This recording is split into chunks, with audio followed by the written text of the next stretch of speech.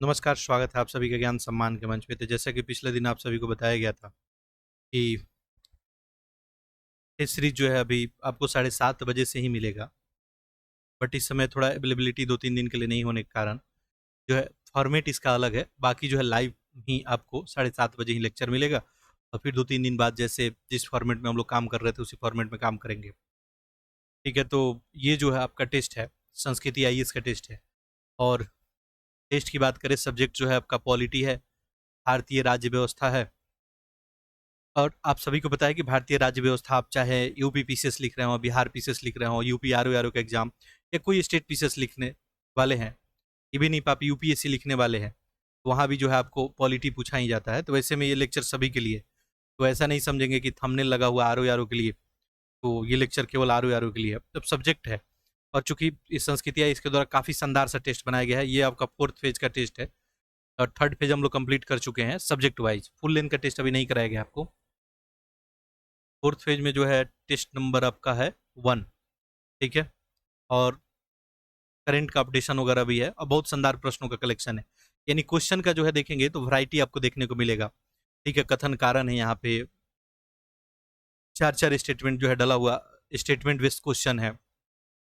इसके अलावा जो है मैचिंग वाला है, यानी हर एक तरह का प्रश्नों का एक शानदार सा कलेक्शन है। उम्मीद करते हैं जो है इस सीरीज आप सभी के लिए बेहतर रहेगा। तो जैसे आप लोग लाइव फॉर्मेट में जैसे आप लोग आंसर वगैरह करते हैं, वैसे ही आज भी जो है इसका आंसर आप लोग करेंगे। मैं कमेंट बॉक्स में बिल्कुल अवेलेबल हूँ। ठीक है, चलिए। अब बाकी 2-3-4 दिन बाद जैसे हम लोग लाइव रहते हैं वैसे ही रहेंगे। अभी थोड़ा व्यस्तता होने के कारण फिर भी देखिए आज रिकॉर्ड में कर रहा हूँ। ठीक है, क्योंकि आपका जो है गैप नहीं होना चाहिए, एक कंटिन्यूटी जो है मेंटेन रहना चाहिए, क्योंकि काम करने का आदत अगर ब्रेक दिया जाए फिर परेशानी हो जाती है। चलिए, बिना देरी के स्टार्ट करते हैं हम लोग। पहला प्रश्न देखिए क्या बोल रहा है। भारतीय संविधान को जो है 26 नवंबर 1949 को अपनाया गया, लेकिन 26 जनवरी 1950 को गणतंत्र दिवस मनाया गया। आगे, इस दिन वर्ष 1928 में राष्ट्रीय कांग्रेस के लाहौर अधिवेशन पारित हुए संकल्प के आधार पर पूर्ण स्वराज दिवस मनाया गया था। ठीक है, और ये रहा आपका ऑप्शन। ठीक है, आपको बताना है कौन सा इसमें सही है। ठीक है, चलिए। देखिए, बात करेंगे पहला स्टेटमेंट नंबर फर्स्ट का। इसमें तो कोई किसी को दिक्कत नहीं होगा। इस संविधान को जो है 26 नवंबर 1949 को अपनाया गया था, लेकिन 26 जनवरी 1950 को हम लोग गणतंत्र दिवस मनाते हैं। अभी बात करेक्ट है, कोई दिक्कत नहीं है। अच्छा, 26 नवंबर को जो अपनाया गया था, आप सभी को पता है कि सारा अनुच्छेद वगैरह नहीं अपना लिया गया था, यानी पूर्णतः नहीं अपनाया गया था, बट अपनाया गया था। संविधान जो है अपना लिया गया था। कह रहे 1928 में। बताइए दूसरा स्टेटमेंट सही है क्या? 1930 में आपको पता है कि कांग्रेस का लाहौर अधिवेशन, यानी दिसंबर 1929 में जो पारित हुआ संकल्प है, उसके आधार पे जो है पूर्ण स्वराज बनाने की बात की गई थी। तो क्लियरली गलत हो गया। ऐसे में ऑप्शन क्या बनेगा यहाँ पे? ए सही है और आर गलत है। ऑप्शन नंबर डी, डी जो लोग कर रहे हैं बिल्कुल करेक्ट है। अगला प्रश्न देखिए क्या बोल रहा है। भारत में सर्वप्रथम पंडित जो है नेहरू ने संविधान सभा के गठन का जो है विचार प्रस्तुत किया। 1942 में सर स्टुअर्ट क्रिप्स ने भारत में संविधान निर्माण के लिए ब्रिटिश सरकार के एक प्रारूप प्रस्ताव जो है प्रस्तुत किए। कौन सा सही है इसमें, ये भी आपको कथन बताना है। ठीक है, तो बताइए पहला वाला स्टेटमेंट सही है क्या? देखिए, संविधान सभा का गठन का अगर विचार विमर्श की बात किया जाए, तो पहली बार सर्वप्रथम इसके द्वारा, तो एम एन राय के द्वारा जो है 1934 में रखा गया था। इनके द्वारा, एम एन राय के द्वारा। तो पहला वाला तो गलत हो गया। दूसरा देखिए क्या बोल रहा है। क्रिप्स के द्वारा आप सभी को बताइए कि जो है संविधान के निर्माण के लिए ब्रिटिश सरकार के प्रारूप प्रस्ताव के रूप में प्रस्तुत किया गया था। ठीक है, इसमें कोई डाउट नहीं है। 1942 में आपको पता है कि ब्रिटेन सरकार के जो कैबिनेट में मंत्री थे, स्टुअर्ट क्रिप्स, ठीक है, तथा जो है ब्रिटेन मंत्रिमंडल के सदस्य वगैरह जो है संविधान के निर्माण के लेके ब्रिटिश सरकार के एक प्रारूप प्रस्ताव के रूप में भारत जो पहुंचे थे। ठीक है, दूसरा सही है बिल्कुल। तो ऑप्शन क्या बन जाएगा यहाँ पे? केवल दो, यानी ऑप्शन नंबर आपका डी। आगे देखते हैं प्रश्न संख्या 3। देखिए यहाँ पे क्या लिखा गया है। निम्नलिखित में कौन सा कार्य जो है तदर्थ समिति का नहीं है? ठीक है, तो जहां भी देखिए दिक्कत हो, टर्मिनोलॉजी वगैरह का प्रॉब्लम आए, अंग्रेजी वाला देख ले। Not the function of the जो है हॉक कमिटी, सदर समिति वगैरह सब कुछ आपको, क्योंकि देखिए पॉलिटी का ही चौथा टेस्ट डिस्कस हम लोग कर रहे हैं।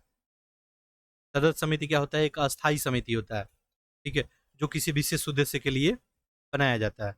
इसको हॉक समिति भी बोला जाता है। ठीक है, तो देखिए लिखा है कि उर्वरक मूल्य निर्धारण के लिए संयुक्त समिति का जांच करना, बैंकों के लेन देन में अनियमितता कोई हुई उसका जांच करना, शेयर बाजार में कोई घोटाला हो गया उसके लिए संयुक्त समिति का, लोकसभा या राज्यसभा में प्रस्तुत की गई याचिकाओं पे विचार करना। ठीक है, पूछा गया था कौन सा काम नहीं है। देखिए लोकसभा या राज्यसभा में कोई भी याचिका वगैरह है उसके लिए याचिका समिति गठित की जाती है। ठीक है, पिटीशन कमेटी बनता है, तो यही आपका गलत हो गया, ऑप्शन नंबर डी। ठीक है, आगे देखते हैं प्रश्न संख्या जो है 4। देखिए क्या बोल रहा है, चार्टर अधिनियम 1813 के बारे में आपसे पूछा गया है, कौन सा सही है। देखिए संवैधानिक विकास के क्रम में आपको पता है कि सबसे पहले रेगुलेटिंग एक्ट आता है 1773। ठीक है, तो ये रेगुलेटिंग एक्ट वगैरह रहता है और आप सभी को पता है। इसके बाद संवैधानिक विकास का क्रम जो है चालू होता है और 1935 तक जो है ये सारा अधिनियम एक एक करके आप लोग पढ़ लेंगे, यहाँ से प्रश्न जो है बनाया जाता है। देखिए लिखा है कि भारत में कंपनी शासित क्षेत्र पे ब्रिटेन की राजा की प्रभुता स्थापित किया, कौन सा, 1813 वाला। ठीक है, तो करेक्ट है। भारत में स्थानीय सरकार को व्यक्तियों पे कर लगाने के लिए अधिकृत जो है किया गया, दोनों का दोनों स्टेटमेंट सही है, तो ऑप्शन क्या चला जाएगा, ये चार्टर एक्ट। ठीक है, इस समय देखेंगे तो जो कंपनी का व्यापारिक एकाधिकार था उसको भी समाप्त किया गया था 1813 में। ठीक है, व्यापारिक एकाधिकार का किस कंपनी का, ईस्ट इंडिया कंपनी का। हाँ, लेकिन यहाँ पे कंडीशनली था ये। ठीक है, चाय का व्यापार और चीन के साथ व्यापार का एकाधिकार अभी रखा गया था। आप लोग से प्रश्न यही है कि चाय और चीन के साथ भी जो है व्यापार कब समाप्त कर दिया गया, यानी कंपनी का पूर्णतः एकाधिकार किस जो है अधिनियम में समाप्त किया गया था। आप सभी जो है कमेंट करके बताएंगे। अगला प्रश्न देखते हैं, कौन से अधिनियम द्वारा भारत में कंपनी के अधीन क्षेत्र को पहली बार ब्रिटिश अधिपत्य क्षेत्र बोला गया। ठीक है, तो कंपनी ईस्ट इंडिया कंपनी का अधीन क्षेत्र था उसको बोला गया ब्रिटिश अधिपत्य क्षेत्र। क्या आंसर बनेगा। ठीक है, कौन सा एक्ट था ये, पिट्स का इंडिया एक्ट, पिट्स का सरकार था 1784 वाला, इसी में पहली बार बोला गया ब्रिटिश अधिपत्य क्षेत्र। ठीक है, और इसी समय देखेंगे तो कंपनी के राजनीतिक और वाणिज्य की क्या कर दिया गया, अलग अलग जो है कर दिया गया, यानी ब्रिटिश जो है सरकार कंपनी पे जो है कंट्रोल स्थापित करना शुरू कर दी। और देखिए बेसिक कहानी यही था कि ये जो अधिनियम वगैरह आ रहा था आखिर इसमें क्या किया जा रहा था, ईस्ट इंडिया कंपनी को पर कंट्रोल स्थापित करने का प्रयास कर रही थी कौन, ब्रिटिश जो है सरकार। ठीक है, ब्रिटिश जो है संसद। अगला देखते हैं प्रश्न संख्या 6। एक एक प्रश्नों का आप लोग आंसर करें, मैं कमेंट बॉक्स में अवेलेबल हूं, मैं आप सभी का कमेंट देख रहा हूं। ठीक है, 1833 के चार्टर अधिनियम के बारे में पूछा गया, बताइए। ठीक है, देखिए पहला लिखा है कि इसके अंतर्गत नए कानून के तहत बने कानून का एक्ट या अधिनियम कहा गया, एक्ट या अधिनियम कहा गया। अगला लिखा है ईसाई मिशनरियों का भारत आगमन यहाँ पे प्रारंभ हो गया। भारत में ब्रिटिश क्षेत्र में पश्चिमी शिक्षा के प्रचार प्रसार की अनुमति दी गई। बताइए कौन कौन सा इसमें सही है। देखिए 33 का जो चार्टर अधिनियम है, तो सबसे पहला बात याद रखेंगे जो बहुत ज्यादा इंपॉर्टेंट है कि बंगाल का जो गवर्नर जनरल था वो क्या बन गया, भारत का गवर्नर जनरल। अब विलियम बेंटिंग जो है पहले जो है भारत के जो है गवर्नर जनरल बने। ठीक है, यानी ये बात आप लोग को ध्यान में रखना है। और नए कानून के तहत बने कानूनों को जो है एक्ट या अधिनियम जो है बोला गया, तो बिल्कुल ये सही है, कोई दिक्कत वाली बात नहीं है। हाँ, ईसाई मिशनरियों का भारत आगमन की बात ये कौन सा था, 1813 में। 1813 का अभी देखिए पिछला वाला प्रश्न था, उसमें बात लिखा गया था कि भारत में ईसाई मिशनरियों का प्रयोग और ईसाई धर्म का प्रचार प्रसार का अनुमति वगैरह दिया गया था। वहीं पे ये जो ब्रिटिश क्षेत्र में पश्चिमी शिक्षा का प्रचार प्रसार की बात भी कब शुरू हुई थी, तो 1813 वाला में ही शुरू हुई थी। ये तो गलत है, तो केवल एक ही आपका क्या हो जाएगा, सही हो जाएगा। ठीक है, 1813 की चार्टर अधिनियम में पश्चिमी शिक्षा का प्रसार का अनुमति दिया गया था। ठीक है, और कुछ धन वगैरह आवंटित भी किया गया था। इसके बाद देखेंगे कि 1835 में मैकाले के द्वारा शिक्षा प्रणाली के प्रस्ताव से अंग्रेजी शिक्षा को बढ़ावा देने की बात वगैरह भी की गई थी। अगला प्रश्न का आंसर करें, पूछा है कि कौन सा अधिनियम के द्वारा मैकाले समिति का गठन किया गया था। देखिए अगला प्रश्न भी आ गया, मैकाले समिति का गठन। देखिए चार्टर नियम 13 है, 33 है, 53 है और 84 है। करेक्ट आंसर क्या हो जाएगा आपका, चार्टर अधिनियम 1853। ठीक है, बाकी और सारी बातें थी, एक तो ये भी इसमें था जो आपको पूछा गया था। देखिए जो भी प्रावधान है विशेषता वगैरह एक एक करके आप लोग पढ़ लें। ठीक है, इसके अलावा देखेंगे 1853 में सिविल सेवक की भर्ती और चयन के लिए खुली प्रतियोगिता जो है व्यवस्था भी आरंभ जो है किया गया था। ठीक है, ये काम भी इसमें हुआ था। चलिए आगे बढ़ते हैं हम लोग।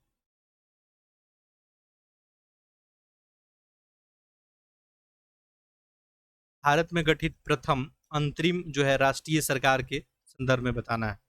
लिख रहा है कि गठन कैबिनेट मिशन योजना के आधार पर 24 अगस्त 1946 को किया गया। ठीक है, आगे लिख रहा है कि सी राजगोपालचारी को शिक्षा मंत्री बनाया गया था। देखिए, संस्कृति आइस की टीम के द्वारा बहुत शानदार टेस्ट बनाया गया। अब देखिए नंबर ऑफ वैरायटी ऑफ प्रश्न, ठीक है, हर एक तरह का प्रश्न, कथन इन कारण सब देखने को मिल रहा है।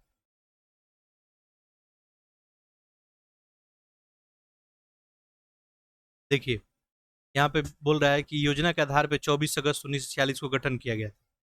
देखिए, कैबिनेट मिशन जो अगर योजना की बात करें, 24 अगस्त 1946 को घोषणा के तहत संविधान सभा के द्वारा 2 सितंबर 1946 को अंतरिम सरकार का गठन किया गया था।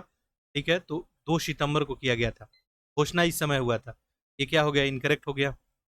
राजगोपालचारी को शिक्षा मंत्री बनाया गया था, तो इसमें तो कोई डाउट नहीं है। ठीक है, राजेंद्र प्रसाद इसमें खाद्य कृषि बने थे, जगजीवन राम को जो है श्रम।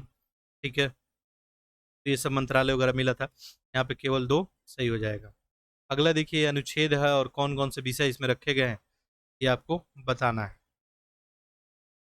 देखिए 39 का च। ठीक है, च क्या होता है, देखिए ये एफ है। ठीक है, देखेंगे तो ABCDE। ठीक है, ई तक क ख ग अंगा आ जाएगा, फिर च शुरू होगा, तो ऐसे ही सीक्वेंस चलता है।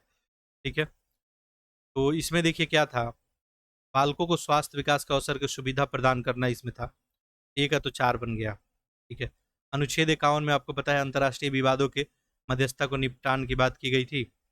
और अनुच्छेद 47 लोक स्वास्थ्य में सुधार की बात की गई थी। अनुच्छेद 38 इसमें जो है लोक कल्याण में अभिवृद्धि की बात की गई थी। ठीक है, तो ऑप्शन क्या बन जाएगा यहाँ पे, ऑप्शन नंबर ए, 4, 3, 2, 1।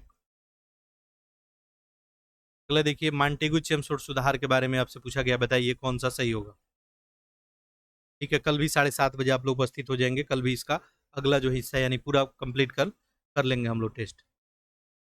देखिए, तो मांटेगू चेम्सफोर्ड सुधार यानी भारत सरकार जो अधिनियम 1919 है, उसी को हम लोग मांटेगू चेम्सफोर्ड सुधार के नाम से भी जानते हैं। देखिए, लिखा है कि लंदन में भारत के उच्चायुक्त का कार्यालय का गठन जो है किया गया था। करेक्ट है। 1926 में सिविल सेवा भर्ती के लिए केंद्रीय लोक सेवा आयोग का गठन जो है किया गया। दोनों सही है, तो ऑप्शन क्या हो जाए, सी।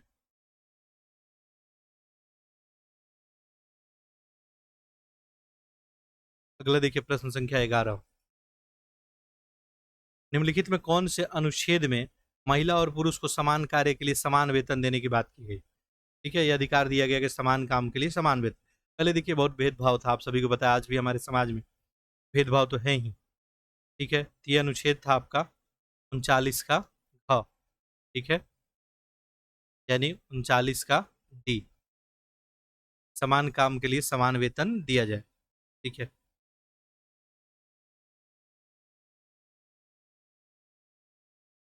चलिए आगे बढ़ते हैं।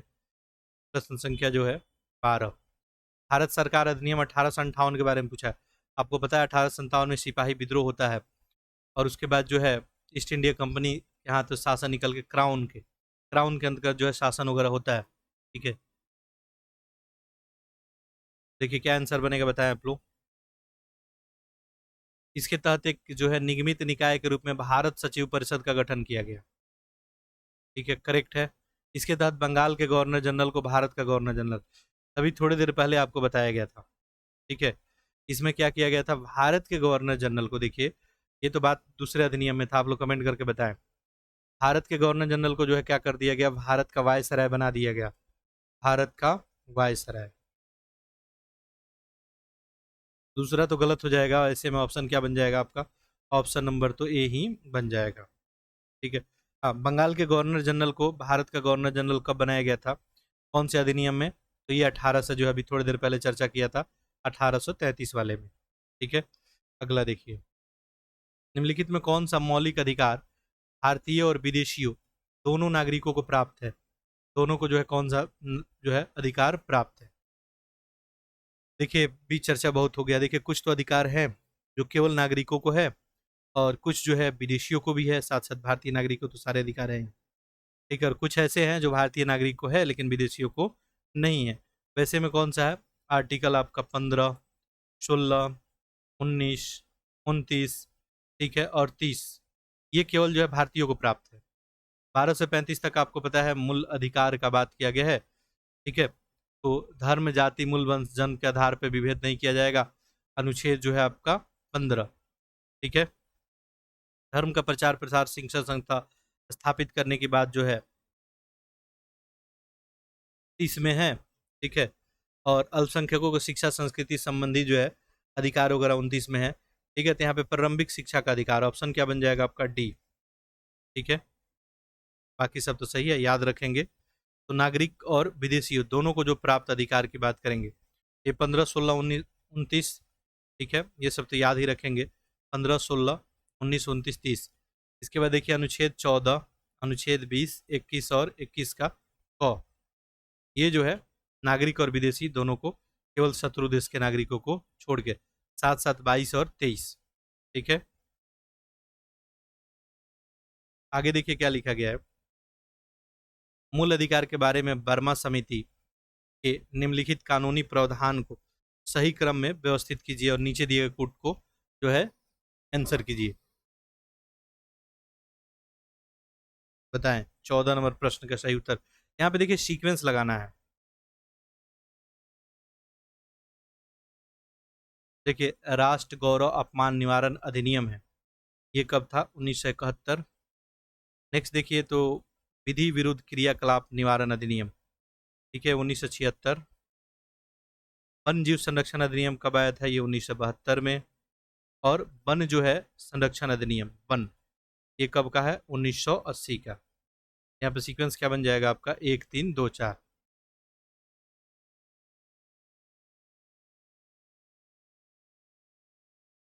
निम्नलिखित पे विचार कीजिए और उनको सही कालक्रम में व्यवस्थित कीजिए। ठीक है, तो यहाँ भी सीक्वेंस ही लगाना है। ये सब मैटर ऑलरेडी हम लोग चर्चा कर लिए हैं, पूरे घटना को जो है केशवानंद भारती बाद क्या था, कब आया था, क्या जो है निर्णय रहा न्यायालय का, ऑलरेडी ये सब टेस्ट में चर्चा है। बाकी यहाँ पे तो ये नहीं बताना है आपको। ठीक है, केशवानंद कब का मामला था? 1973 का। गोलकनाथ बाद कब का था आपका? 1967 का। 42वां संविधान जो है संशोधन अधिनियम की बात करेंगे, ये कब का है? 1976। और मिनरोआ मिल जो है वाद, ये कब का है? 1980। अब देखिए सीक्वेंस बन ही गया होगा, सबसे पहले तो दो बन जाएगा। ठीक है, 2, 1, 3, 4। ठीक है, ऑप्शन नंबर डी। निम्नलिखित में भारतीय राज्यों को उनके निर्माण के अनुसार कालक्रम में व्यवस्थित करना है। ठीक है, चलिए देखिए यहाँ पे नागालैंड है, सिक्किम, हरियाणा और मेघालय। आपको पता है कि फसाई आधार पे पहले तो राज्य नहीं बनाया गया था, बाद में जो है फसाई आधार पे राज्य बनने लगे। इसके बाद जो है कुछ क्षेत्रीय परिस्थिति के हिसाब से भी राज्य जो है बनाए गए, शासन प्रशासन के दृष्टिकोण से भी। ठीक है, यहाँ पे बात किसकी हुई है? तो राज्यों, राज्यों की बात हुई है। नागालैंड को अगर देखें तो राज्य का दर्जा कब मिला था आपको? 1963 में। ठीक है, 1 दिसंबर 1963 को। वहीं पे सिक्किम की बात करेंगे तो 26 मई 1975 को इसको पूर्ण राज्य का जो है दर्जा प्राप्त हुआ था। इसके बाद देखिए मेघालय है, यहाँ पे मेघालय का जो है 20 जनवरी 1970 को। और हरियाणा, ठीक है, और पंजाब ये 1966 में, हरियाणा। ठीक है, तो यहाँ पे ऑप्शन क्या बन जाएगा? सबसे पहले तो नागालैंड ही होगा। ठीक है, उसके बाद हरियाणा, दिन 4। ठीक है, ऑप्शन नंबर ए। चलिए आप लोग एक एक प्रश्न का आंसर करते रहे। ठीक है, अगला देखिए क्या लिख रहा है। भारतीय संविधान के प्रत्येक राज्य और केंद्र शासित क्षेत्र में जातियों को अनुसूचित जाति और अनुसूचित जनजाति घोषित करने का अधिकार निम्नलिखित में से किसे दिया गया? आखिर ये कौन घोषणा करता है? तो इससे आसान तो कोई प्रश्न हो नहीं सकता। भारत के राष्ट्रपति घोषित करते हैं। ठीक है, प्रत्येक राज्य के केंद्र शासित प्रदेश क्षेत्र में जो है जातियों को, अनुसूचित जाति हो, जनजाति हो, घोषित करने का अधिकार किसको है? राष्ट्रपति को ही है। ठीक है?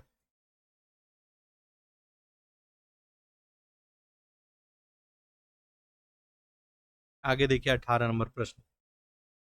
लोकसभा में केंद्र शासित प्रदेशों के लिए निम्नलिखित में से कितनी सीटें आरक्षित है लोकसभा में? देखिए पिछला दिन ही बताया था ये, कितना है आपको? 20 सीट। देखिए अधिकतम लोकसभा में सीट कितनी है आपको? 550 है। सही है। इसमें जो है राज्यों के लिए कितना है आपको? 530। और 20 जो है आपको केंद्र शासित प्रदेश के लिए। ठीक है, बाकी वर्तमान स्थिति क्या है, ये तो अधिकतम सीट होता है। वर्तमान में कितनी सीटें हैं आपको, तो 543 है। ठीक है, इसमें 500 जो है 30 जो है राज्यों का प्रतिनिधित्व है और साथ साथ 13 जो है केंद्र शासित प्रदेशों का। ये मिलकर आपको 543 बन गया। लेकिन यहाँ पे क्या पूछा गया था, कितनी सीटें आरक्षित है, यानी अधिकतम ही पूछा गया था, तो आपको आंसर क्या करना था, 20। अगला देखिए, निर्वाचन आयोग इलेक्शन कमीशन के बारे में है प्रश्न, कौन सा जो है सही है। लिखा गया है कि ये संसद सदस्यों के निर्हरता से संबंधित मामलों पर राष्ट्रपति को सलाह देता है। बिल्कुल दे सकता है, दिक्कत वाली बात तो है नहीं। ठीक है, अगला देखिए क्या लिखा है, मुख्य निर्वाचन आयुक्त का कार्यकाल राष्ट्रपति के प्रसाद पर्यंत होता है। बताइए दूसरा सही है क्या। देखिए आपको पता है 6 वर्ष या 65 वर्ष तक वो काम पद पे बने रहते हैं। ठीक है, राष्ट्रपति नियुक्त तो करते हैं लेकिन प्रसाद पर्यंत जो इनके पद धारण नहीं करते हैं। ठीक है, इसके प्रसाद पर्यंत पद पे नहीं होता है इनका, दूसरा वाला सही हो जाएगा। बाकी इनको हटाने का हम लोग बात किए हैं कि आखिर इनको हटाया कैसे जाएगा, किस रीत के आधार पर हटाया जाएगा। दुर्व्यवहार, असक्षमता के आधार पर संसद के दोनों सदनों में विशेष बहुमत से संकल्प के बाद जो है राष्ट्रपति के द्वारा हटाया जा सकता है, लेकिन राष्ट्रपति के प्रसाद पर्यंत पद ये नहीं होता है, बात ध्यान रखेंगे। दूसरा गलत है, इस तरह ऑप्शन क्या हो जाएगा आपका सी। अगला प्रश्न देखिए, प्रश्न संख्या 20। देखिए केंद्रीय अन्वेषण ब्यूरो है, यहाँ पे देखेंगे आपका सबसे पहले सीबीआई है, सीबीआई है, सेंट्रल जो है विजिलेंस कमीशन। ठीक है, इसके अलावा देखें तो प्रिवेंशन ऑफ करप्शन एक्ट है और इन्फोर्समेंट डायरेक्शन है। ये कब कब बना था, ये फैक्ट ही आपसे पूछा गया। देखिए सीबीआई ये तो 1963 में ही, सतर्कता आयोग 64 में ही है, भ्रष्टाचार निरोधक जो है 88 में ही है और प्रवर्तक जो है 1956 में है। तो ऑप्शन नंबर क्या बन जाएगा आपका सी। आगे देखिए, निम्नलिखित में से किस मामले में राज्य लोक सेवा आयोग से परामर्श नहीं लिया जाता है। देखिए लिखा है कि सिविल सेवा और सिविल पदों के लिए भर्ती पद्धति से संबंधित अगर कोई मामला हो, पिछड़ी जातियों के नियुक्त और आरक्षण के मसले पे, यहाँ पे तो बिल्कुल नहीं लिया जाता है। अच्छा, सेवा प्रोन्नति और सेवा में दूसरे सेवा का तबादला के लिए बिल्कुल। देखिए तो ऑप्शन नंबर यहाँ पे बी ही करेक्ट है आपका। ठीक है, अगला देखिए प्रश्न संख्या 22। देखिए क्या बोल रहा है, केंद्रीय सतर्कता आयोग जो है केंद्र सरकार में भ्रष्टाचार नियंत्रण का एक प्रमुख संस्था है। कौन, केंद्रीय सतर्कता आयोग। अगला देखिए क्या लिख रहा है कि केंद्रीय सतर्कता आयोग एक संवैधानिक संस्था है। कैसा, संवैधानिक। देखिए पहला वाला तो करेक्ट है, इसमें कोई डाउट नहीं है, ये केंद्र सरकार में भ्रष्टाचार नियंत्रण के लिए प्रमुख एक संस्था है केंद्रीय सतर्कता आयोग। ठीक है, 1964 में जो केंद्र सरकार द्वारा पारित एक प्रस्ताव के अंतर्गत ही इसका गठन किया गया ताकि भ्रष्टाचार पे जो है रोकथाम वगैरह, संथामन समिति की सिफारिश के बाद इसका गठन वगैरह किया गया था। ठीक है, बाकी केंद्रीय सतर्कता आयोग ये ना ही आपका एक संवैधानिक संस्था है, ना ही जो है सांविधिक है। ठीक है, तो संसद द्वारा एक विधि द्वारा इसको जो है सांविधिक दर्जा दिया गया। ये तो दूसरा वाला क्या हो गया, संवैधानिक संस्था नहीं है। तो ऑप्शन आपका क्या बन जाएगा यहाँ पे बी, ये सही है लेकिन आर गलत है। राष्ट्रीय अनुसूचित जनजाति आयोग के बारे में पूछा गया है, national commission for scheduled tribe. ठीक है, देखिए क्या लिख रहा है कि गठन संविधान के अनुच्छेद 332 के द्वारा किया गया है। देखिए अनुसूचित जातियों के लिए राष्ट्रीय आयोग का गठन आर्टिकल 338 के अंतर्गत। ठीक है, बाकी अनुसूचित जनजाति आयोग भी एक संवैधानिक निकाय है और गठन 338 का में किया गया। पहला तो गलती हो गया, आयोग अपना वार्षिक प्रतिवेदन राष्ट्रपति को देता है, ये बिल्कुल ही सही है, राष्ट्रपति को ही अपना रिपोर्ट वगैरह देता है। तो ऑप्शन नंबर क्या हो गया आपका डी। आगे देखते हैं प्रश्न संख्या 24। साइमन कमीशन की संतुतियों के बारे में कौन सा कथन जो है सही नहीं है। लिखा है प्रांतों में द्वैत शासन की समाप्ति की बात की गई, हावी संविधान के संघात्मक जो है स्वरूप पे जोर, प्रांतीय स्वायत्तता का प्रारंभ। बताइए कौन सा सही है, यानी कौन सी संतुति जो है उसके द्वारा नहीं किया गया था।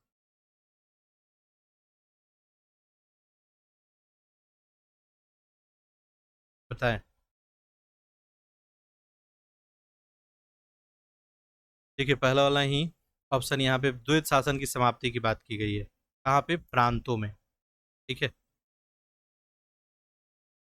संघात्मक स्वरूप पे जोर दिया गया था। देखिए क्या ऑप्शन बन जाएगा, केवल दो, क्योंकि आपसे यहाँ पे क्या पूछा गया है, गलत पूछा गया है। ठीक है, आप सभी को पता है कि 1919 का जो अधिनियम था, 1919 का अधिनियम, इसी को जो है रिव्यू करना था 10 साल बाद, लेकिन आप देखेंगे तो 1927-28 में ही गठित कर दी जाती है। साइमन कमीशन 1930 में अपना रिपोर्ट भी देता है, और ये रिपोर्ट में बताता है कि प्रांतों में द्वैत शासन समाप्त करके प्रांतीय स्वायत्ता क्या किया जाए, शुरू किया जाए। ठीक है, तो पहला वाला तो सही था, कोई दिक्कत वाली बात नहीं थी। साथ साथ देखें तो केंद्र में द्वैत शासन प्रारंभ करने की बात की गई थी, प्रांतों में समाप्त करने की और केंद्र में प्रारंभ करने की, ऐसे आप याद रख सकते हैं।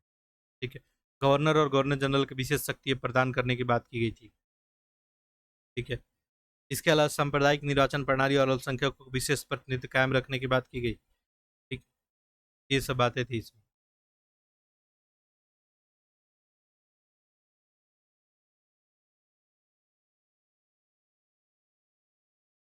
आगे देखते हैं, अगला जो है प्रश्न। देखिए, तो सुमेलित करना है आपका आर्टिकल वगैरह है। ठीक है,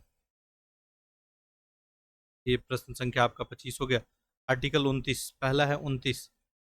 29 में देखिए क्या है, अच्छा ऑप्शन आप लोग को दिख नहीं रहा होगा, चलिए जूम इन कर देते हैं, अब ऑप्शन क्लियर दिख रहा होगा, बाकी थोड़ा विजिबिलिटी कम हो गया होगा।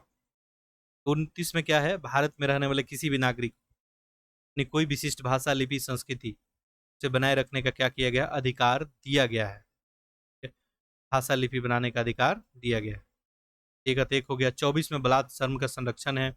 27 में धार्मिक पोषण के लिए कर मुक्ति की बात की गई है। 30 में अल्पसंख्यकों को शिक्षण संस्था स्थापित करने का अधिकार वगैरह दिया है, तो ऑप्शन नंबर क्या हो जाएगा आपका, सी। अगला देखिए, परमादेश याचिका के बारे में पूछा गया है कि कौन सा कथन सही है। लिखा गया सार्वजनिक अधिकारियों के लिए जारी किया जा सकता है, बिल्कुल परमादेश, नॉनमेडिस का बात किया जा रहा है। देखिए, कोई शासक या न्यायालय, निगम या सार्वजनिक अधिकारी अपने लिए गए निर्धारित कर्तव्य का अगर पालन नहीं कर रहे हैं तो उच्चतम न्यायालय कर्तव्यों को पालन के लिए आदेश दे सकता है। यही क्या है आपका, परमादेश है। किसी अधिकरण में चल रहे कनिष्ठ न्याय को उच्चतम न्यायालय जांच कर सकता है। ये देखिए उत्प्रेषण है, ये परमादेश नहीं है, तो यहाँ पर ऑप्शन क्या हो जाएगा, केवल एक। अगला देखते हैं प्रश्न संख्या 27। कौन सा सार्वजनिक निगम है, सार्वजनिक निगम, पब्लिक जो है ऑपरेशन की बात की गई है। देखिए यहाँ पे क्या लिख रहा है कि दामोदर घाटी निगम है, भारतीय वायुयान है, खाद्य निगम है, औद्योगिक, सब यहाँ पे सही है, तो ऑप्शन नंबर क्या हो जाएगा, डी। ठीक है,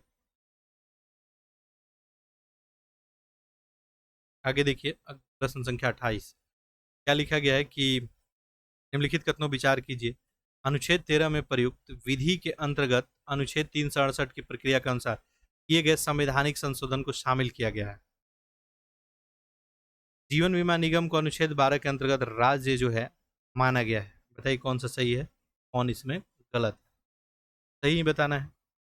ठीक है, देखिए दूसरा वाला स्टेटमेंट तो बिल्कुल करेक्ट है।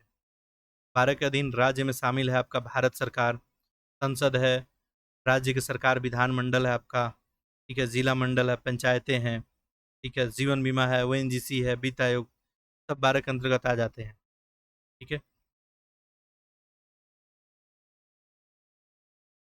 देखिए 13 में प्रयुक्त विधि के अंतर्गत 368 पर के संवैधानिक संशोधन शामिल इसमें नहीं किया गया है। ठीक है, तो ये तो गलत हो गया, और ऐसे में ऑप्शन नंबर आपका केवल 2।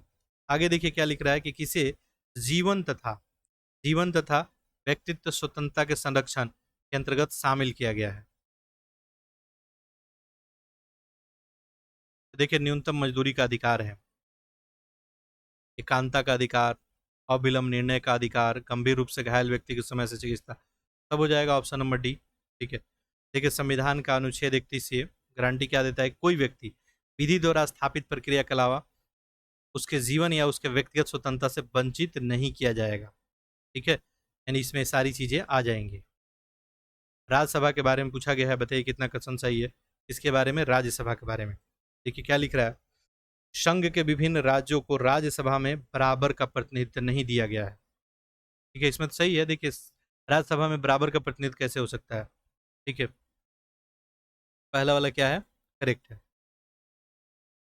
अगला, भारत में प्रत्येक राज्य में प्रतिनिधियों की संख्या अधिकतर उसके अवधि पर निर्भर करती है।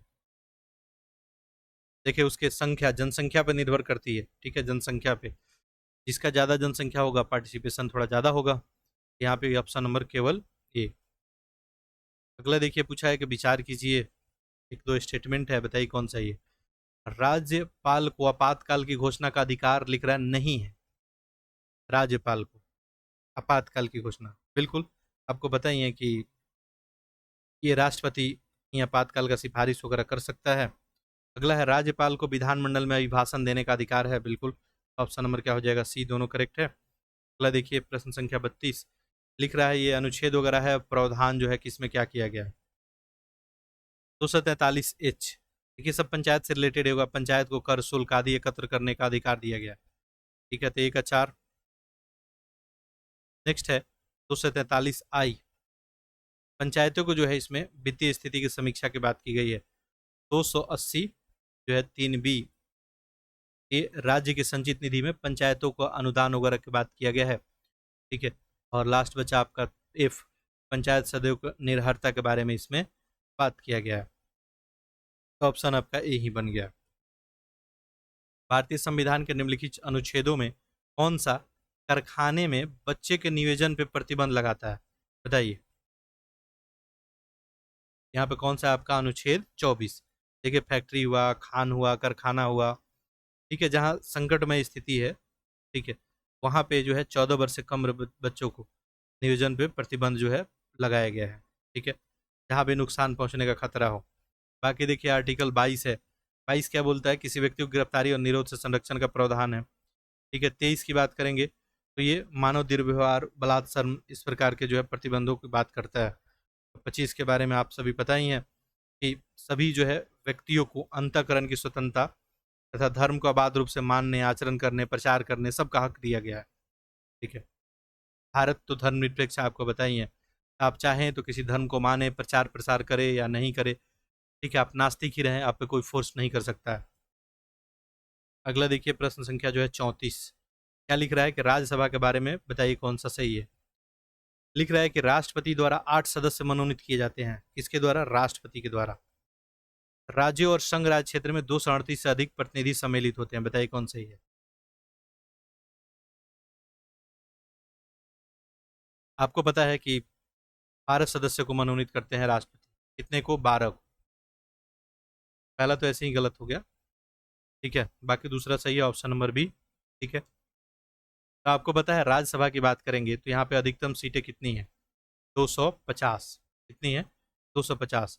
और इसमें देखेंगे तो 238, 238 देखेंगे तो राज्य और संघ राज्य प्रदेश से, ठीक है, और 12 जो है राष्ट्रपति मनोनीत करते हैं।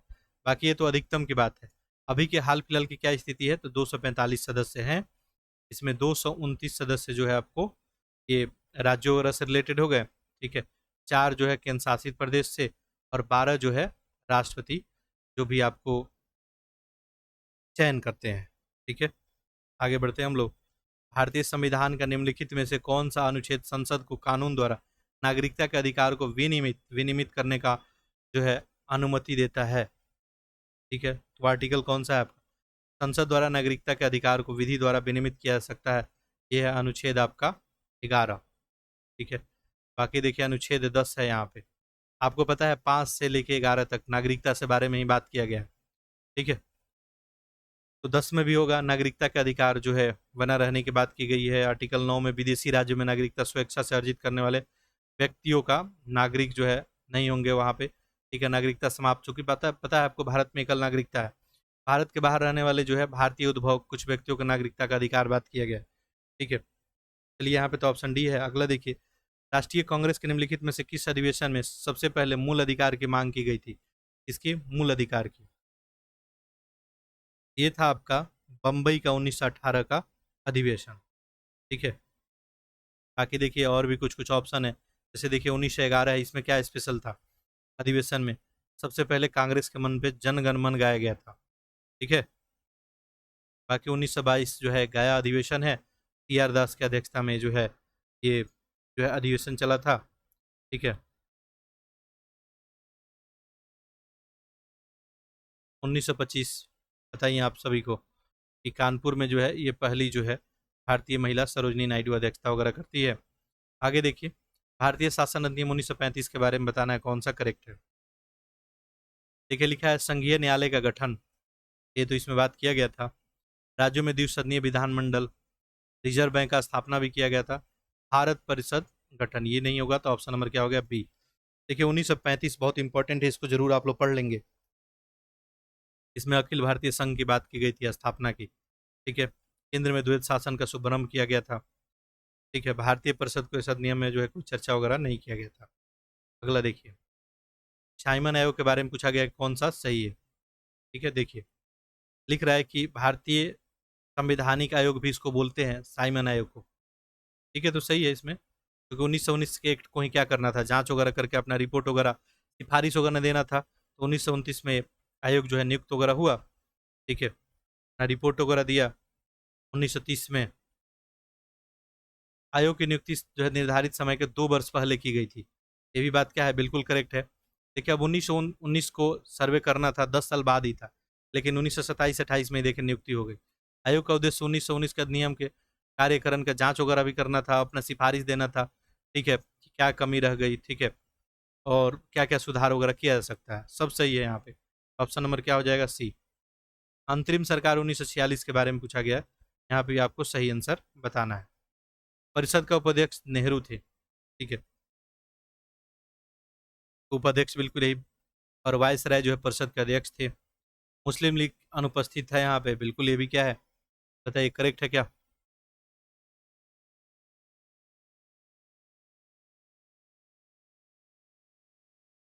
अगला लिखा है वायस राय परिषद के, देखिए यहाँ पे ऑप्शन आपका बन जाएगा बी। देखिए मुस्लिम लीग का कहानी ये है कि उसको बाद में शामिल होने के लिए खुला रखा गया था। यहाँ पे 1 और 3 ही सही है। अगला देखिए प्रश्न संख्या 40, क्या बोल रहा है, निम्नलिखित पर विचार कीजिए और बताइए कौन सा सही है। नागरिकता का पता अधिवास द्वारा चलता है, अधिवास का संबंध मुख्यतः राज्य क्षेत्र से होता है, बताइए कौन सा करेक्ट है। ठीक है, देखिए लिख रहा है citizenship is determined by the domicile. ठीक है, करेक्ट है। Domicile is mainly related to state territory. ठीक है, तो आपके डोमिसाइल पे बिल्कुल लिखा भी रहता है, तो इसमें तो कोई दिक्कत नहीं है। ठीक है, ऑप्शन क्या बन जाएगा आपका, सी। बाकी भारत में तो आपको पता है एकल नागरिकता ही है। ठीक है, तो ऐसा नहीं कि आप एक राज्य का बना के डोमिसाइल फिर दूसरे राज्य में बना ले। उत्तर प्रदेश के निम्नलिखित में से किस जनपद में बायोप्लास्टिक पार्क की स्थापना की जाएगी। ये बायोप्लास्टिक कहाँ पे, आपको लखीमपुर खीरी में। 24 जून को शिमला में निम्नलिखित में से किसने भारत के पहले जो है Chadwick house navigating audit heritage संग्रहालय का उद्घाटन किया है। तो करेक्ट आंसर क्या बन जाएगा यहाँ पे, सही। ये नियंत्रक और महालेखा परीक्षक के द्वारा ही 24 जून 2024 को। अगला है नालंदा जो है विश्वविद्यालय परिसर का उद्घाटन समारोह 17 देशों के मिशन प्रमुख शामिल हुए थे इसमें। नया नालंदा विश्वविद्यालय गैर राज्य गैर लाभकारी स्वशासी अंतर्राष्ट्रीय संस्थान है, बताना कौन सा सही है। बताइए हाल में जो है पिछले बार देखा जाए इसका उद्घाटन वगैरह किया गया था, 17 देश के बिल्कुल अतिथि वगैरह इसमें शामिल थे। और ये नॉन स्टेट नॉन प्रॉफिट बिल्कुल गैर राज्य गैर लाभकारी जो है संस्था भी है, तो यहाँ पे ऑप्शन क्या बन जाएगा, सी।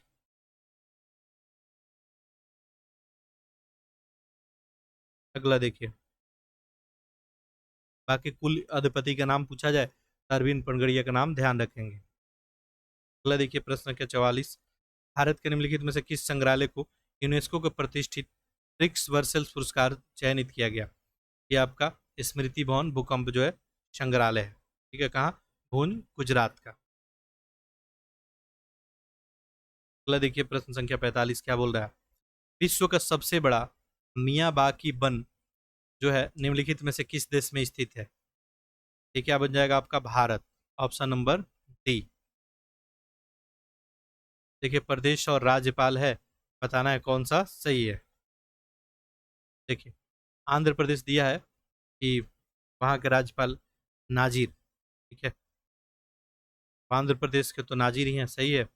उड़ीसा के गुलाब चंद कटारिया, पंजाब के थे। अरुणाचल के जो है हरिभाऊ किशन राव बागड़े, ये तो शायद राजस्थान के, सिक्किम के ओम प्रकाश। ठीक है, 2 सही है यहाँ पे, ऑप्शन नंबर डी। अगला देखिए फाइनेंशियल एक्शन टास्क फोर्स के बारे में पूछा है, विचार कीजिए बताइए कितना इसमें स्टेटमेंट सही है। लिखा है कि स्थापना 1989 में फ्रांस की राजधानी पेरिस में की गई थी। बिल्कुल करेक्ट है। मोनाको और वेनेजुएला को एफ जो है एटीएफ की ग्रे सूची में शामिल किया गया है, तो दोनों का दोनों करेक्ट है, ऑप्शन नंबर ए। ठीक है, आगे बढ़ते हैं। सतत विकास रिपोर्ट 2024 में भारत का निम्नलिखित में से कौन सा स्थान है, पूछा गया है, बताइए। सतत विकास में कौन सा है? 109वां।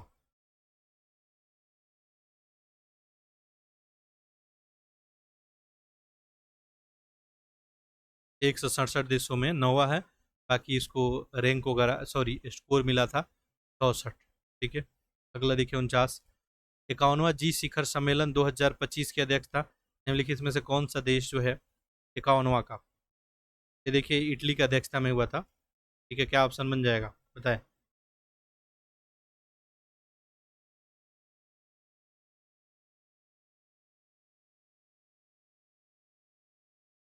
51वां पूछा है ना, 50वां हुआ था इटली। ठीक है, 51वां तो कनाडा हो जाएगा, ऑप्शन नंबर सी।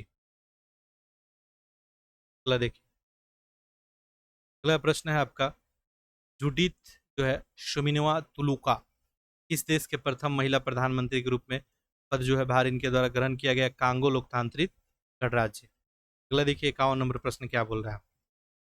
बोल रहा है यहाँ पे अनुच्छेद वगैरह है, सुमेलित करना है। देखिए सब जो है 12 से 35 वाला बीच ही है, ये सब जो है मूल अधिकार का बात करेगा। 14 में क्या है, तो विधि के समान संरक्षण की बात की गई है। ठीक है, 16 में आप सभी को बताइए अवसर की जो है समानता की बात की गई है, 3 हो गया। 18 में जो है उपाधियों का अंत है, और 22 में निवारक। तो यहाँ पे ऑप्शन क्या बन जाएगा? डी। इस देश के जो है तहत राज्य द्वारा 6 वर्ष तक की आयु के छोटे बच्चे की देखभाल करने और शिक्षा देने का प्रावधान जो है किया गया है। किस उपबंध के तहत? ठीक है, किस उपबंध के तहत राज्य द्वारा 6 वर्ष तक के छोटे बच्चे को शिक्षा देने का प्रावधान जो किया गया है? ठीक है, तो ये कौन सा संशोधन था? ठीक है, अनुच्छेद तो 45 है। ठीक है, संशोधन आप लोग कमेंट करके बताएं।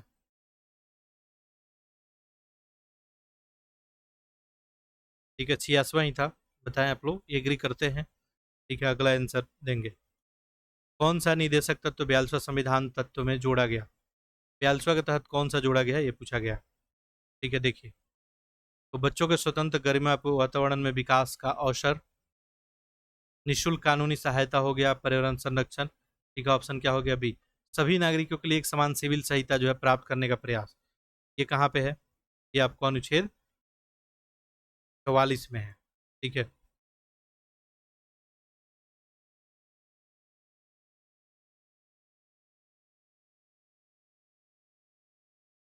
निम्नलिखित में कौन सा अनुच्छेद प्रावधान करता है कि प्रधानमंत्री की नियुक्ति राष्ट्रपति द्वारा की जाएगी और अन्य मंत्री की नियुक्ति राष्ट्रपति द्वारा प्रधानमंत्री की सलाह पे? पिछला दिन ही देखिए डिस्कस हम लोग किए थे। आर्टिकल कौन सा हो जाएगा आपका? अनुच्छेद 75, जरूर याद रखेंगे। ठीक है, देखिए यहाँ 85 है, भी आपको पता होना चाहिए। संसद के सदनों पर राष्ट्रपति की शक्तियों के बारे में यहाँ पे आपको बताया गया। ठीक है, और 87 की अगर बात करेंगे तो यहाँ पे जो है राष्ट्रपति को हर साल पहले सत्र शुरुआत में और हर आम चुनाव के बाद संसद में दोनों सदनों को संबोधित करना है। अनुच्छेद 77 में क्या बताया गया है? भारत सरकार की सभी कार्यपालिका कार्रवाई जो है राष्ट्रपति के नाम पर ही होगी। ठीक है, तो ये सब ध्यान रखेंगे। अगला देखिए प्रश्न कह रहा है, विचार कीजिए, बताइए कौन सा जो है इसमें सही है। लिखा है संविधान केवल मंत्रियों का उल्लेख करता है, केवल मंत्रियों का। ठीक है, मंत्री का, कैबिनेट मंत्री का उल्लेख वगैरह नहीं किया गया, मंत्री का उल्लेख तो है। उप प्रधानमंत्री केवल एक विवरणात्मक शब्दावली ही है, सही है। ठीक है, आगे देखिए क्या लिख रहा है, प्रधानमंत्री के बीच कार्य का आवंटन करता है, मंत्रियों के बीच कार्यों का आवंटन प्रधानमंत्री, सब सही है यहाँ पे, ऑप्शन नंबर डी। ठीक है, अपने इच्छानुसार ही कार्यों का आवंटन वगैरह। 10वीं अनुसूची के बारे में पूछा गया, कौन सा कथन सही है? ठीक है, सही कौन सा है बताना। देखिए, राजनीतिक पार्टी को परिभाषित किया गया है क्या 10वीं में? आपको बताइए, दल बदल जो है, दल बदल कानून की बात की गई है, दल बदल विरोधी कानून की।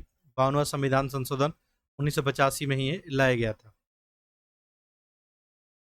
तो देखिए 10वीं अनुसूची में कहीं भी विधानमंडल पार्टी, मूल राजनीतिक पार्टी, कहीं भी जो है इसका परिभाषा वगैरह नहीं दिया गया। ठीक है, नहीं, राजनीतिक पार्टी का परिभाषा तो नहीं है यहाँ पे। संसद की अयोग्यता का निर्धारण न्यायाधीश द्वारा किया जाएगा। ठीक है, बताइए सही है क्या? दल बदल से देखिए जुड़ा हुआ मामला होगा तो सदन में ही फैसला लिया जाता है। ठीक है, तो न्यायाधीशों के द्वारा नहीं, यह भी गलत हो गया। अयोग्यता निर्धारण की प्रक्रिया सदन की कार्रवाई का अंग माना गया।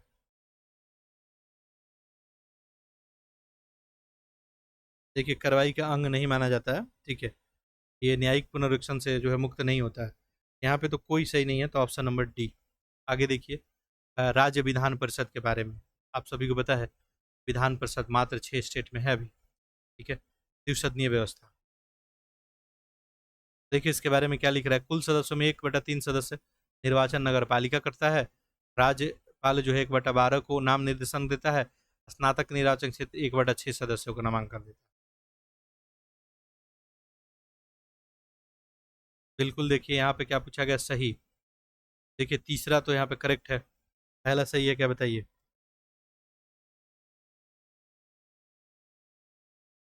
देखिए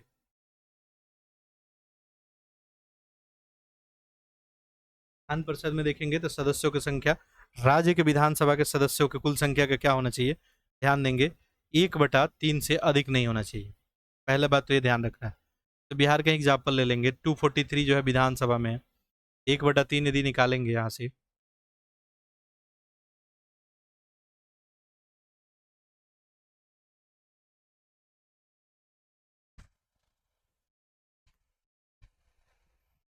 ठीक है, तो 1/3 की बात करेंगे अगर, तो यहाँ पे देखेंगे 3/8, देखिए 81 आ जाएगा, 81 से ज़्यादा नहीं होना चाहिए, मैक्सिमम 81 है।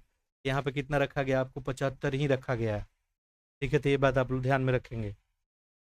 हाँ, 40 से कम नहीं होना चाहिए, देखिए एक्सपेक्शन एक्सेप्शन वगैरह तो होता ही है, ठीक है।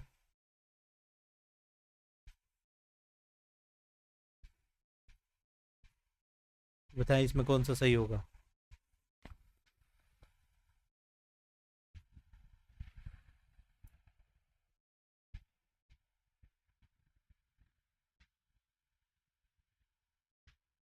देखिए राज्यपाल को 1/6 सदस्य, ये भी गलत हो गया, दोनों इनकरेक्ट, ऑप्शन नंबर बिल्कुल यही करेक्ट हो जाएगा। आगे बढ़ते हैं, अगला प्रश्न जो है आपका संविधान सभा के गठन को लेकर पूछा गया है, बताइए कौन सा सही है।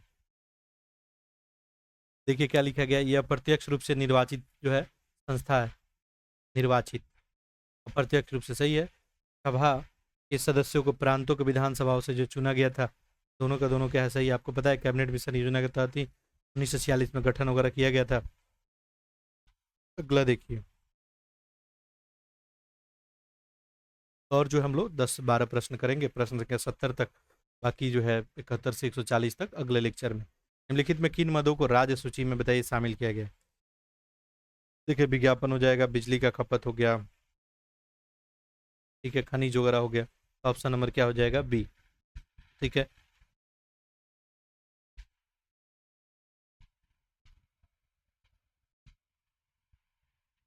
आगे देखिए प्रश्न संख्या जो है 60।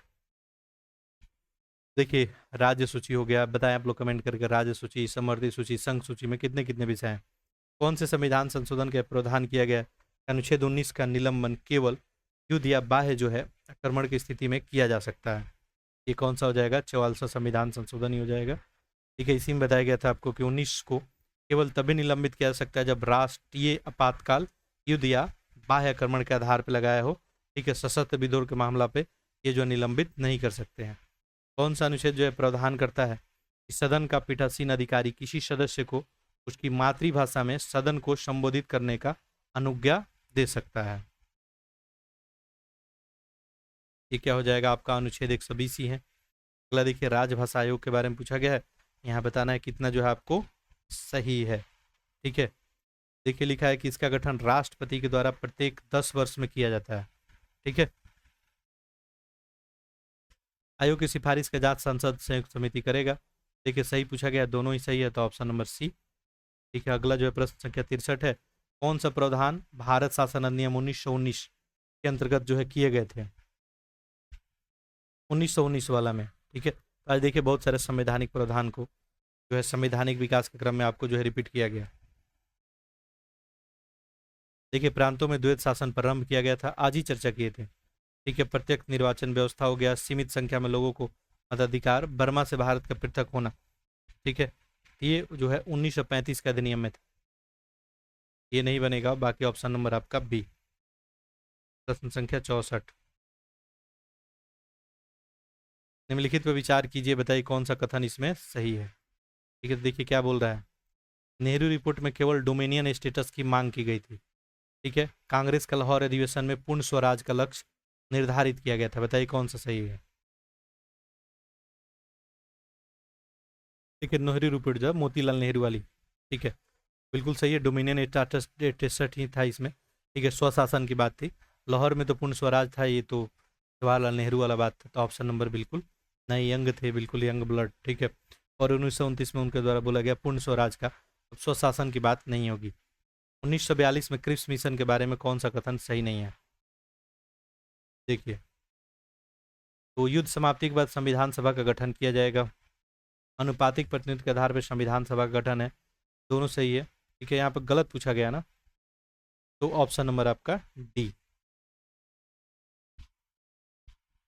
क्योंकि गलत पूछा गया था, कोई गलत नहीं है। अगला देखिए, उद्देशिका के बारे में पूछा गया है कि निम्नलिखित कथनों में कौन सा सही है, बताइए। लिखा गया है कि इसके प्रावधान नागरिकों के शक्ति का स्रोत है।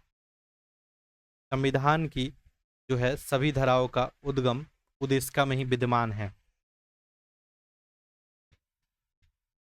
देखिए, पहला सही है, नागरिकों का शक्ति का स्रोत, नागरिकों के लिए बात किया गया है। ठीक है, अधिकार की बात की गई है इसमें, पहला वाला तो सही है। दूसरा वाला बताइए सही है क्या। उद्देशिका में विद्यमान सभी धाराओं का उद्गम, बिल्कुल नहीं। ऑप्शन यहाँ पे केवल एक ही बन जाएगा। अगला देखिए 67, भारतीय संविधान के प्रत्यक्ष लोकतंत्र के विविध साधनों के रूप में इसे शामिल किया गया है। पहला जनमत संग्रह हो गया, लोक निर्णय, प्रत्यावर्तन, कौन सा सही होगा। प्रत्यक्ष लोकतंत्र के, देखिए कोई व्यवस्था नहीं है इसमें। ठीक है, तो ऑप्शन क्या हो जाएगा, डी। संसद के बैठक के बारे में निम्नलिखित कथनों में कौन सा सही है, बताइए। ठीक है, लिखा गया है कि बैठक की वैधता को नैतिकता के आधार पर न्यायालय में चुनौती दी जा सकती है। ठीक है, सदन के पीठासीन अधिकारी को शक्ति न्यायालय की अधिकारिता के अधीन नहीं होती है। देखिए करेक्ट क्या बन जाएगा यहाँ पे, दूसरा वाला तो करेक्ट है। ठीक है, पहला बिल्कुल गलत है। लिख रहा है कि वैधानिकता के नैतिकता के आधार पर न्यायालय में चुनौती दी जा सकती है, चुनौती बिल्कुल नहीं दिया जा सकता है। ठीक है, अगला देखिए, निम्नलिखित में किस अनुच्छेद के तहत राष्ट्रपति को सर्वोच्च न्यायालय के परामर्श की अधिकारिता प्राप्त है।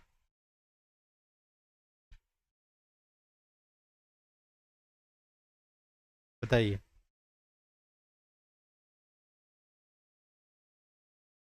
ये कौन सा हो जाएगा, अनुच्छेद जो है आपका 143 ही। ठीक है, और आज का आखिरी प्रश्न देख लेते हैं। संविधान की परिसंघीय व्यवस्था के बारे में निम्नलिखित कथनों विचार कीजिए और बताइए कौन सा सही है। देखिए, लिखा है संविधान में केंद्र शब्द का प्रयोग नहीं किया गया, बात सही है। ठीक है, केंद्र किसी परिधि के मध्य का बिंदु है, जबकि संघ पूर्ण परिधि का सूचक है, दोनों का दोनों सही है, ऑप्शन नंबर डी। चलिए, तो इसका अगला भाग जो है आपको नेक्स्ट डे मिल जाएगा। ठीक है, तो बाकी आप लोग लेक्चर जो है देखते रहें, शेयर करते रहें, रिवीजन करते रहें, और अपना कमेंट बॉक्स में फीडबैक वगैरह दे सकते हैं। अब आप सभी से एक ही बात है, बस कि आप लोग लेक्चर को अधिक से अधिक शेयर करें। कंटिन्यूटी में बिल्कुल आपको टेस्ट पेपर और आर के लिए एक विशेष जो है आपको महत्वपूर्ण सूचना है। ठीक है, जो लोग आर का एग्जाम लिखने वाले हैं, अभी से जो है 5 से 10 दिन बाद आपको जो है ग्रुप ऑलरेडी क्रिएट है आर का, मैं लिंक दे दूंगा टेलीग्राम ग्रुप में ही, उस ग्रुप का फिर से दोबारा। जो लोग उसमें नहीं ज्वाइन है, उसमें 50+ लोग ज्वाइन हो चुके हैं। जो लोग नहीं ज्वाइन है वो जाके ज्वाइन कर लेंगे। वहाँ पे जो है आर से रिलेटेड जो आपका टेस्ट टाइमिंग है, जो टेस्ट पेपर होना है आपका, उसी टाइम में जो है वहाँ पे फुल लेंथ का टेस्ट आपको प्रोवाइड मैं करूँगा।